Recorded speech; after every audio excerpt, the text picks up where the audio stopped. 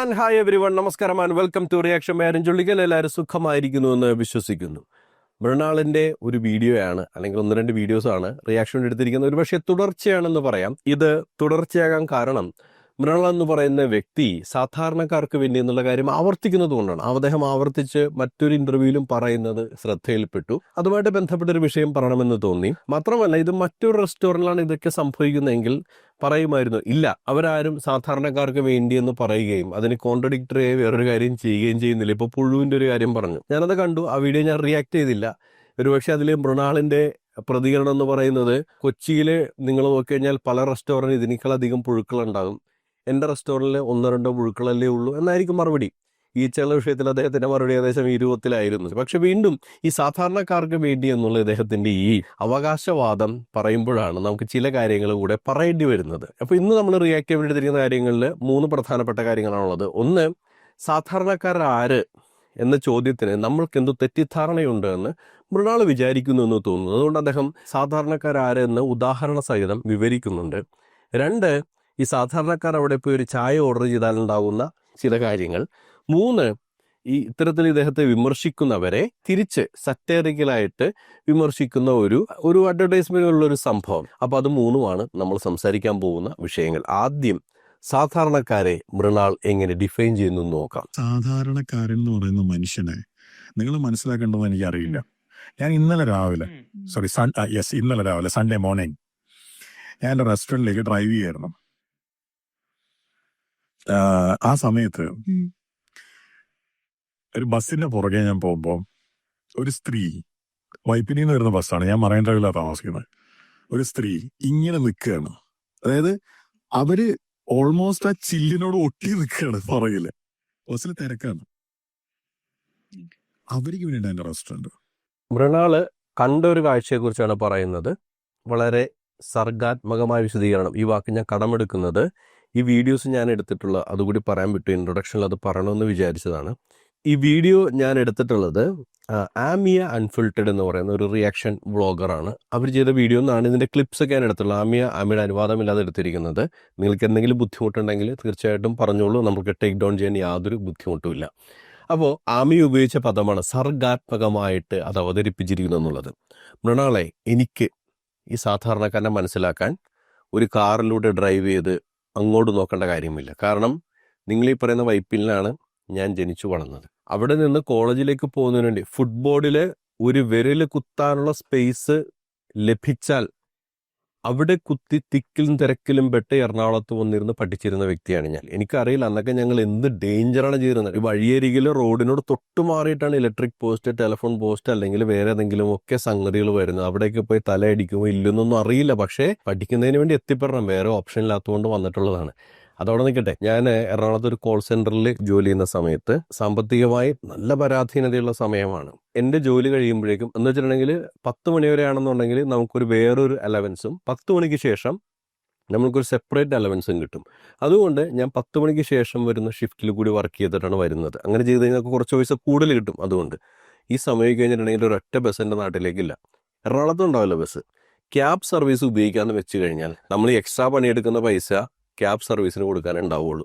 അപ്പം അതുകൊണ്ട് ഞാൻ എറണാകുളത്ത് രവിപുരത്തുള്ള കോൾ സെൻറ്ററിൽ നിന്ന് നടന്ന്, രവിപുരത്ത് നിന്ന് ഹൈക്കോർട്ട് ജംഗ്ഷനിൽ നിന്ന് നടന്ന്, ഇത് വെള്ളാർപാടം കണ്ടെയ്നർ ടെർമിനൽ പാലങ്ങൾ, ഗോശ്രീ പാലങ്ങൾ എത്തി വന്ന് നിൽക്കുന്ന കാളമുക്ക് ജംഗ്ഷൻ, അവിടെ നിന്ന് നടന്ന് പുതുവൈപ്പും സ്കൂൾ മുറ്റത്തിനടക്കാണ് എൻ്റെ വീട്. രാത്രി നടന്നു പോകുന്ന കാര്യം പറയുന്നത് വളരെ ഡേഞ്ചറസ് ആയ ചോയ്സ് ആണെന്ന് ഇപ്പോൾ ആലോചിക്കുമ്പോൾ തോന്നുന്നുണ്ട്. കാരണം ആ സമയത്ത് ആരെങ്കിലും ആക്രമിക്കുമോ അല്ലെങ്കിൽ നമ്മളെ അപായപ്പെടുത്തുമോ എന്നുള്ള കാര്യമൊക്കെ അന്ന് ചിന്തിച്ചിട്ടില്ല. കാരണം നമുക്ക് വേറെ ഓപ്ഷൻ ഇല്ല. ജീവിതത്തിൻ്റെ ഒരറ്റം കൂട്ടിമുട്ടിക്കാനായിട്ട് ജീവിച്ചൊരു കാലഘട്ടമാണ്. ഇത് മനസ്സിലാക്കാൻ മൃണാളിൻ്റെ ഈ സർഗാത്മകമായിട്ടുള്ള എക്സ്പ്ലനേഷൻ ഒന്നും വേണ്ട. അപ്പം മൃണാൾ വിചാരിക്കുന്നത് മൃണാളിനെ വിമർശിക്കുന്ന ആളുകൾക്ക് സാധാരണക്കാരുടെ ജീവിതം അറിയില്ല എന്നാണ്. അങ്ങനെ ഒരു മൂഢ ചിന്തയുണ്ടെങ്കിൽ അത് എടുത്തു മാറ്റാൻ വേണ്ടിയാണ് ഞാൻ എൻ്റെ വ്യക്തിപരമായ അനുഭവം പറഞ്ഞത്. വൈപ്പിങ്കരയിൽ നിന്ന് തിക്കിലും തിരക്കിലും പെട്ട് ബസ്സിൽ മാത്രമല്ല, അന്നത്തെ ബോട്ട് സർവീസിലും SWD ബോട്ട് സർവീസിലൊക്കെ തിക്കും തിരക്കി ജോലിക്ക് പോയി പഠിക്കാനൊക്കെ പോയിട്ടുള്ള വ്യക്തിയാണ്. അതുകൊണ്ട് സാധാരണക്കാരുടെ ജീവിതം, മറ്റേ ABCD എന്ന് പറയുന്ന സിനിമ ദുൽഖർ പറയുന്നത് പോലെ, എന്താണ് സാധാരണക്കാരുടെ ജീവിതം എന്ന് പഠിപ്പിക്കരുത് സർ. ഇനി സാധാരണക്കാർക്ക് വേണ്ടി ഇദ്ദേഹത്തിന്റെ കടയിലെ ചായയെക്കുറിച്ച് പറയുന്ന രസകരമായൊരു സംഭവമുണ്ട്. അത് വരുന്നത് ഈ സ്ട്രോ അതായത് അവിടെ നിന്ന് ഒരു നാരങ്ങ ജ്യൂസ് മേടിച്ചിട്ടുണ്ടെങ്കിൽ സ്ട്രോയ്ക്ക് ₹1 എക്സ്ട്രാ കൊടുക്കണമെന്ന് സൂരജ് പാലാക്കാരൻ ഒരു വീഡിയോയിൽ അവിടെ പോയി ഭക്ഷണം കഴിച്ചപ്പോൾ ആ വീഡിയോയിൽ പറഞ്ഞൊരു സംഭവം ഉണ്ടായിരുന്നു. അപ്പോൾ അത് ചോദ്യമായിട്ട് ഉയർന്നു വന്നപ്പോഴേക്കും ഇദ്ദേഹം പറഞ്ഞത് സ്ട്രോയ്ക്ക് വെറുതെ കാശ് കൊടുക്കണ്ട, ആവശ്യമുണ്ടെങ്കിൽ മാത്രം കൊടുത്താൽ പോരാ, ₹1 സാധാരണക്കാരനെ ലാഭിക്കാമല്ലോ. ശരിയാണ്.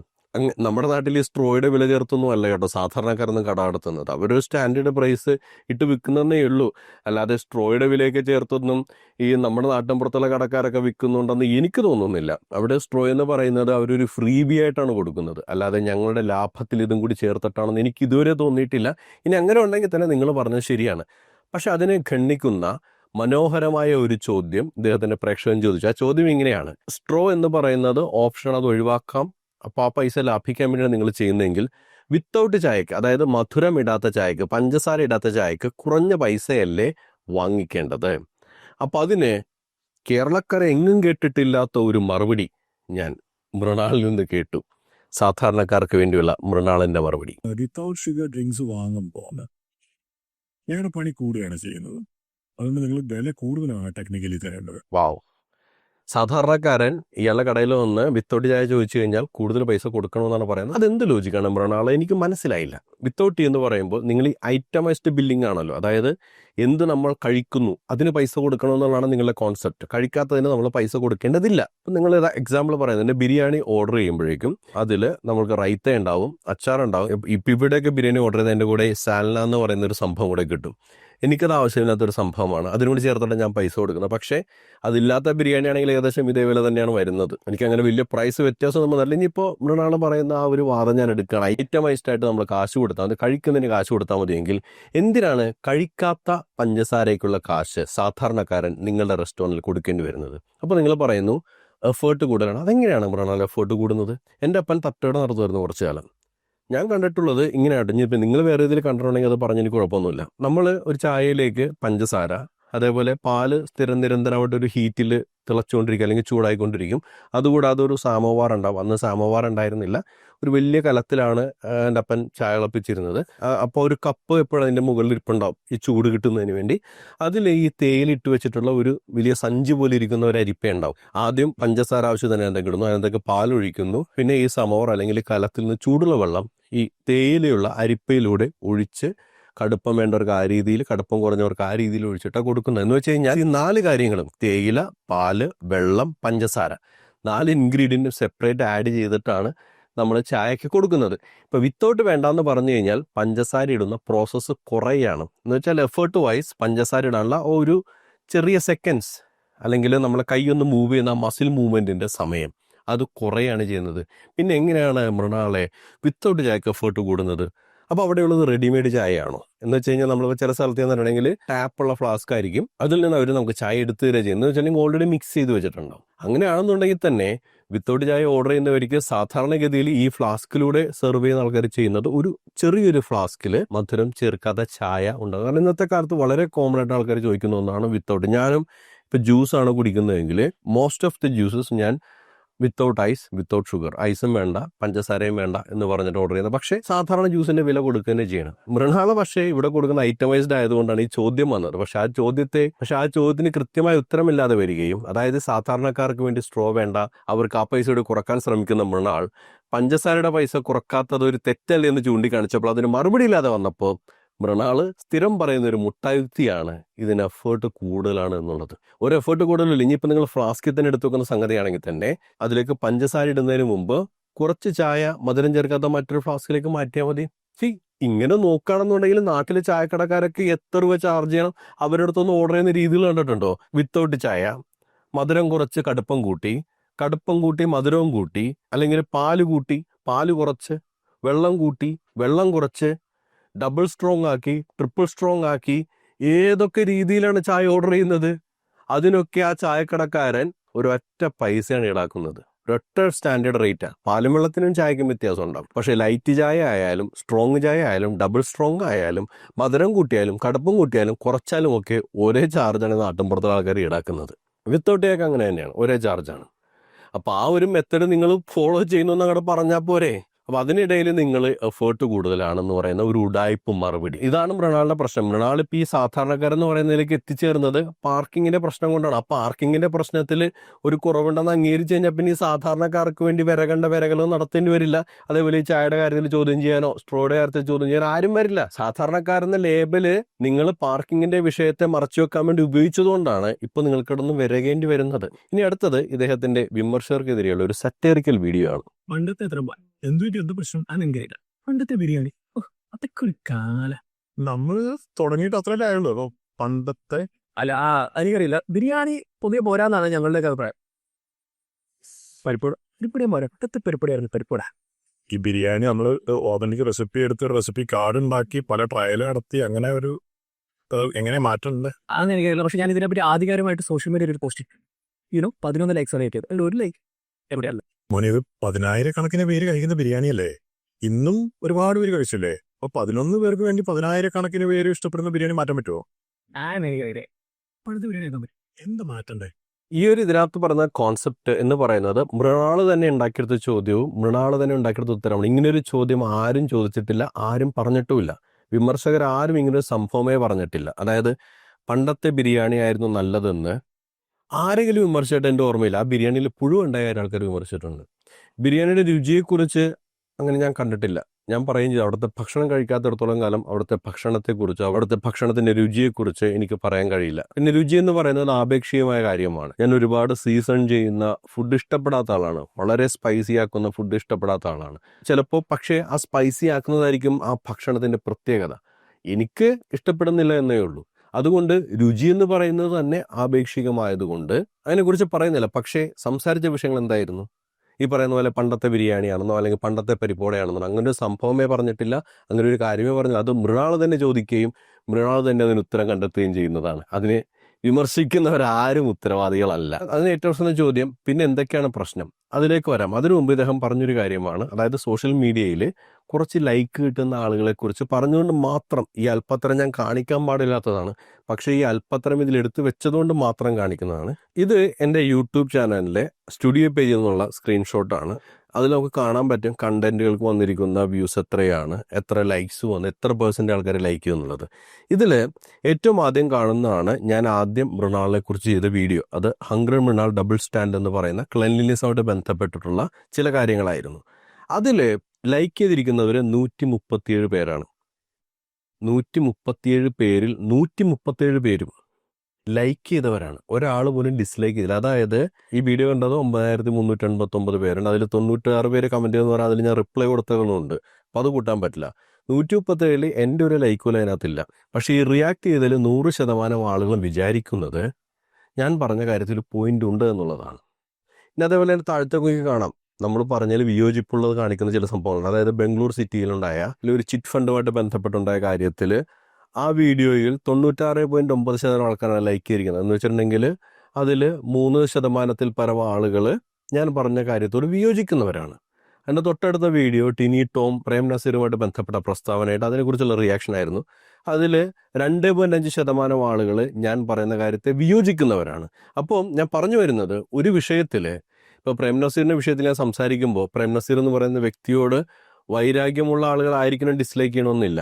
ഞാൻ പറഞ്ഞ ആശയം ചിലപ്പോൾ അവർക്ക് ഇഷ്ടപ്പെട്ടില്ലെന്നാണ് ആ 2.5 സൂചിപ്പിക്കുന്നത്. പക്ഷേ മൃണാളിൻ്റെ കാര്യത്തിൽ ഈ ലൈക്ക് ചെയ്ത 137 പേരും, അപ്പം നിങ്ങൾ പറയും ഒരു ദിവസം 10,000 ആൾക്കാർ വന്ന് ഭക്ഷണം കഴിക്കുന്നു, അതിൽ 137 പേരുടെ അഭിപ്രായം ഞാൻ സ്വീകരിക്കണമോ? അത് മൃണാളിൻ്റെ ഇഷ്ടമാണ്. പിന്നെ മൃണാൾ ഏറ്റവും അവസാനം ചോദിച്ചൊരു കാര്യം അതിതാണ്, മറ്റെന്താണ് മാറ്റേണ്ടത്? കുറച്ച് കാര്യങ്ങളേ ഉള്ളൂ. അപ്പോൾ അതിനകത്ത് ക്ലീൻലിനെസ്സിനെ കുറിച്ച് ആളുകൾ പറഞ്ഞ കാര്യം അത് പരിഹരിക്കാൻ ശ്രമിക്കുക.